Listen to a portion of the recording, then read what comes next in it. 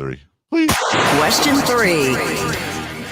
Jonathan Kuminga apparently wants a contract in the $30 million a year range. Is that realistic?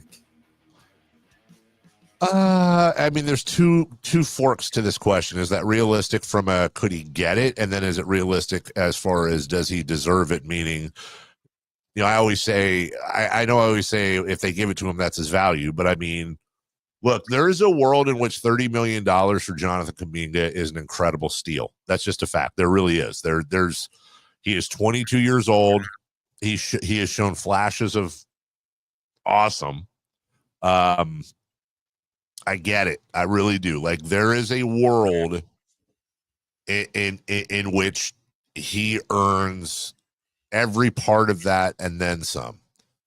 But I don't think we're in that world right now. I think at least 50%. If you look, Jason, just at Jonathan Kuminga's statistics to date, he's maybe a $10 million a year player, but that's not what anyone's paying for. I mean, let me just hold on. Maybe I misspoke. Let me grab Johnny Kuminga's stats here, lifetime. All right. So he has been in the league 4 years.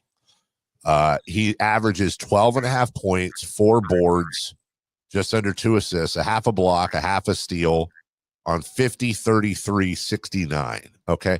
Yeah, dude, that's at best a $10 million player at best, but probably more like a $7 or $8 million player. But here's the thing. That's not what you're paying for. You're paying for what he did against Minnesota. You're paying for the flashes of an amazing player that he has shown. And you're paying for the fact that he's 22 years old and already has 4 years experience. You're paying for his potential as much as anything else. So I don't think he gets 30, but I think in the end he gets 23, 24.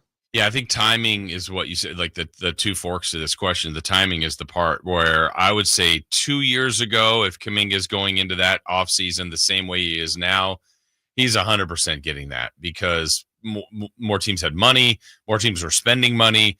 I think teams are getting tighter around their salary cap. So I think he's in a bad timing of it where you'd go, has he earned the 30 million? Maybe not, but it's exactly what you said, Dave. You're going off potential. So I think let's just pretend that today some team gave him a $30 million deal. I think that deal could be looked at the beginning in the infancy of it as like, wow, that's an overpay. But maybe if it was a 4-year, 30 million, so it's 120, by the end you go, that's kind of if he lived up to the potential, people could then go, wow, that was quite a nice contract for him that he over performed for. So I'm just going to give you a few guys that are in the 30-ish range right now. Okay. From 33 to 28 million, this is a list of about 10 to 12 guys. Jalen Green, Emmanuel Quickly, excuse me, Drew Holiday, Jeremy Grant, Jordan Poole, Tyler Hero, Julius Randle. So some good players. DeJounte Murray, Kristaps Porzingis, CJ McCollum, Isaiah Hartenstein, and Jalen Johnson. So there's some guys in there that maybe have played to that level, others that they're hoping to play to that level. And I think that's where Kuminga is more like in that Jalen Johnson, that young guy, Jalen Green, like, hey, look, they've shown us some flashes. Where will he be in 2 to 3 years? And will we have a true value to the contract in those kind of guys? That's interesting, Jason. Look, grab that list again. I'm going to try to do something here because it did sound like around 8 to 10 players you read off. Yeah. Trying to think of a situation here for a question I want to ask myself. If the Kings had the option to grab any of those players, including Kuminga, on the same exact contract and to trade the same exact thing, who would I want more than Jonathan Kuminga? So go ahead and read those off again, if you would. I know your answer was going to be, I think. All right. Let me give you 1, 2, 3, 4, 5, 6, 7, 8, 9, 10, 11. There's 12 players. Okay. And these guys are Jalen Green's on the high end making 33.3 and Hartenstein's on the low end at 28.5, but they're all between 28.5 and 33.3. So let's say they're all making, just for argument, they're all making $25 million a year for 3 years. Just even everything out. All right. So Jalen Green's the first one. Emmanuel Quickly. Yeah. Yeah, I'd probably take Emmanuel Quickly. Okay. This is in place of Kuminga or like the same? I would take Quickly over. If you gave me a choice between getting Quickly on a $25 million a year deal, trading the same amount we would trade for Kuminga to Quickly, would I rather have Quickly or Kuminga? I'm trying to figure out what Kuminga's value is in comparison to these other players. So yeah, I would take Green and Quickly over Kuminga. Drew Holiday? No. Interesting. Let me explain. I think Drew Holiday is a better player than Jonathan Kuminga right now. I do, but I think Kuminga has a lot more years ahead of him, obviously, than Holiday does behind him. I think ultimately Kuminga is going to give you more bang for the buck over the duration. It's age only. Jeremy Grant. Kuminga for sure. Jordan Poole. Kuminga for sure. Tyler Hero. I know you're going to say here. Julius Randle. I obviously I should and will say Rand. I get it. I know why you think what you're thinking, and you're not wrong. But I can't escape the idea that there's something else with Julius Randle when it comes to teams that bothers them or the clubhouse or whatever. I'm still taking Julius Randle, but I had to think about it. DeJounte Murray. So I'm going to take Kuminga here largely because of Murray's injury issues. Fair. That's all. Porzingis. Definitely, I would take Jonathan Kuminga. CJ McCollum. Similar to Drew Holiday, I would take Kuminga. Jalen Johnson of the Hawks. To me, that's a comp. Like, that's on young potential, done some things. And, I mean, he's making 30 for this year, next year, the year. Like, he's got 30 even. He's right on the $30 million mark. Let me look at Jalen Johnson again. 30 million over the next 4 years for him. The thing is that he doesn't turn 24 to December. Okay. And he's averaging 19, 10, and 5. Yeah. I love Jalen Johnson. I just wanted to make sure I wasn't overrating Jalen Johnson. I'll tell you this. I'll tell you the problem with Jalen Johnson, honestly, for me, is he's been in the league 4 seasons. He's played 184 games. It's the only thing that gives me pause. He averages, let me do the math here. He averages 41. Is that right? 41 games a year. And you said he was 19, 10, and 5? 19, 10, and 5. Would Kuminga have that on a team? Like, if he was literally given the minutes that, I'm asking, I don't know the answer, but. No, I think it's. If he was on Toronto and they said, you're our starting 4 and you're playing every minute. So let me just see here. Just remember the 35.7. 35.7. All right. Let me bring up Kuminga because I want to give you. I think it's a hell of a question, Jason. Let me give you the answer here. 35.7. So last year, Kuminga averaged 15 and 4.5 and little over 2 assists. Okay. But he did it in 24.3 minutes. So Johnson did it. Yeah, 35.7 minutes and also starters minutes. So points, he's probably there. Rebounds, close. Assists, I would say he wouldn't be, but that's okay. No, I would say I think with those minutes, you're probably looking at 20, 21 points. You're probably looking at 8 boards. 3 assists. Maybe, yeah, exactly. And maybe a full block a game a little. I mean, it is. It really is. And the thing with Kuminga, we continue to go back to the same thing. The Kings are the team that you have to take some of these flyers. Like you do. You have to. They're not in a, for the same group out there that's like, I don't want to rebuild. I don't want to tank. Okay, well, this is one of those times where, and I think the Warriors are shrewd about this. They understand that the value with Kuminga is in those flashes and that potential. But I will say this. It does seem like the Warriors are willing to give him up for, I think has been reported, and I think it's a right report, a talented young player, not an all-star, but somebody that just, again, somebody like Keon Ellis or somebody like that, and a protected first-round pick. They're willing to do that. Here's one of the biggest pauses I have with Jonathan Kuminga. If there are issues enough to where they're willing to let him go, on a Warriors team that has the foundation they have with Steve Kerr and Draymond Green and obviously Steph Curry, and they didn't solve the riddle, or at least enough to hold on to him.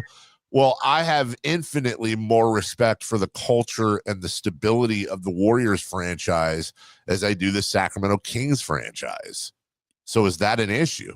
Yeah. Yes. I mean, I'm that's that's where I land. Like to me, the idea of Jonathan Kuminga as a player. So let's remove him somehow in our minds from the Warriors and say all the things you said about him, Dave. 24, potential, still getting there. Like all the things to me would add up to a team like Sacramento going, that is a risk worth taking. It's not a guy that hasn't played in the NBA. It's a guy that when we've seen play checks a ton of boxes. I think the other bonus, if you're Sacramento, let's just pretend, again, not the Warrior part, but it's Kuminga as a player, the concept of him. Kings added him today. We don't know what it would be for, but I think he immediately slides to the 4. Keegan goes to the 3. You address DeRozan via trade or bench or Levine. I think you've balanced the roster pretty quickly in that, but not balanced it completely, but like the starting lineup much better. That to me is all the positives. Age, yes. Potential. I don't think the contract would be like absurd. All of that. The one I can't ignore is what you just said. Like the Warriors have as good of a winning culture as anybody. Veterans that have policed that team well. They've won consistently. And the fact that even while he was there at times, like, why doesn't he play? Like, why? Why is he not featured on that team? To me, to have Butler, Draymond, and Steph kind of when they sorted that all out, and then him with that group consistently seemed like it made a ton of sense, but that didn't always happen. So that flag, whatever that is one that intrigues me as to why. Why was that going on there of all places? Whereas, and maybe it's, hey, just a new team and just go and play will be the thing, but I would have some reservations about that. I agree with you. And look, we've unfortunately, and Kings fans, I don't blame them for not wanting to hear this line of thinking, but it would be silly to not, you have, just as older Kings fans will remember back in the early 2000s, the Vernon Maxwells and the John Barrys and the Scott Pollards and the Bobby Jacksons, and seemingly every journeyman player that came here ended up revitalizing their career because of the culture and the system that the Kings had. Well, that can have opposite or separate effects. And right now, unfortunately, the Kings are in a spot where, look, Scott Perry has a pattern, at least, that I think one thing is identifiable.